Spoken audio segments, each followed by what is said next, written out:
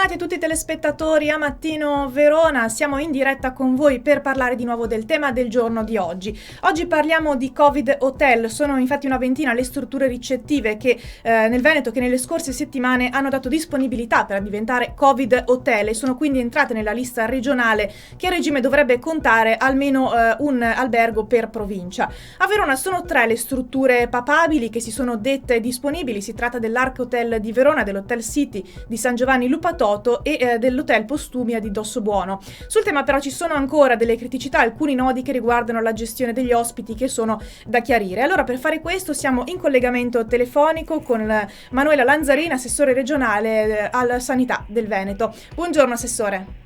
Buongiorno. Allora, che ruolo avranno in breve nello specifico questi Covid Hotel e come funzionerà la richiesta di soggiorno? Allora, intanto chiariamo che è stata una richiesta che ci è arrivata a livello nazionale dal ministro Boccia e dal commissario Arcuri, perché alcune regioni sono molto in sofferenza e quindi cercare di recuperare più spazi possibili.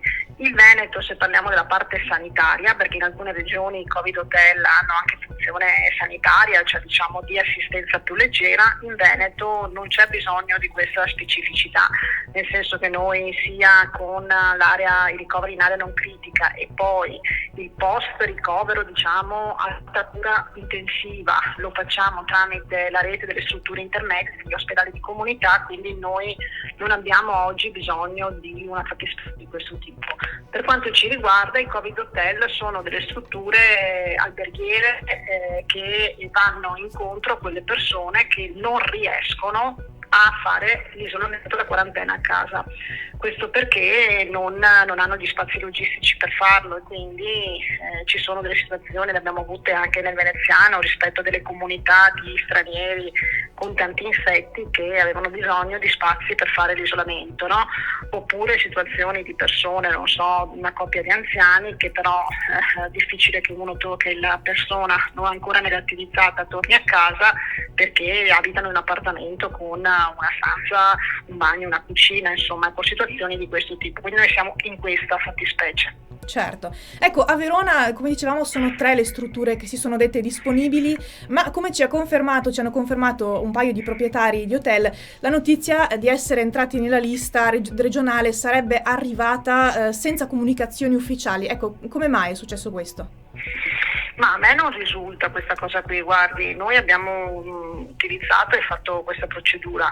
Nel momento in cui ci è stato chiesto dal governo centrale di individuare questi Covid Hotel, abbiamo chiesto a ogni singola azienda sanitaria, quindi alle 9 USL, di contattare e di individuare delle strutture. La maggior parte, se non tutte, hanno fatto delle manifestazioni di interesse e poi ci hanno dato la lista. Quindi io anche poi, ricontrollando con i direttori generali, mi dicono che comunque le strutture che sono entrate nella lista sono state contattate e hanno dato le adesioni. Dopo, se il discorso è legato a come, quanto sarà la tariffa, come saranno le procedure, è chiaro che qui siamo ancora in una situazione di interlocuzione anche con la parte centrale per capire alla fine chi dovrebbe pagare queste strutture, insomma, ecco questo. Certo. Ecco, sempre per quanto riguarda la situazione veronese, sapremo nei prossimi giorni, insomma, chi sarà il Covid Hotel scelto? Lo sapremo a breve oppure servono ancora, diciamo così, delle interlocuzioni, come diceva lei, con le USL? No, ma io credo che a breve sicuramente la cosa sarà chiarita in modo da avere certezza di modalità, ecco questo insomma principalmente. Dopodiché vedremo, perché io non ho riscontro di così tante richieste da parte di cittadini o di persone, quindi noi siamo veramente in una situazione molto limitata, cioè noi non siamo in una situazione, ho visto alcune regioni che hanno aperto dei Covid Hotel e portavano le persone con l'ambulanza, non è la nostra situazione, è tutt'altra cosa, insomma vorrei essere chiara su questo. Certo. Ecco, per quanto riguarda invece l'operatività, ci sono ancora alcuni nodi da sciogliere, insomma, lei diceva non è prevista l'assistenza sanitaria, giusto, di personale medico specializzato all'interno di questi Covid Hotel, e per quanto riguarda invece lo smaltimento dei rifiuti, per esempio, come funzioneranno? Ma allora non è prevista l'assistenza sanitaria perché, ripeto, sono persone che potrebbero rimanere a casa, quindi il rimanere a casa a domicilio vuol dire che ci può essere la telefonata, può essere che essendo concentrati si riesca a inviare un infermiere se c'è bisogno, ma però sono persone che, ripeto, potendo stare a casa non hanno bisogno di quell'assistenza sanitaria come invece le persone che sono nelle strutture intermedie, nei nostri ospedali di comunità, per dirci.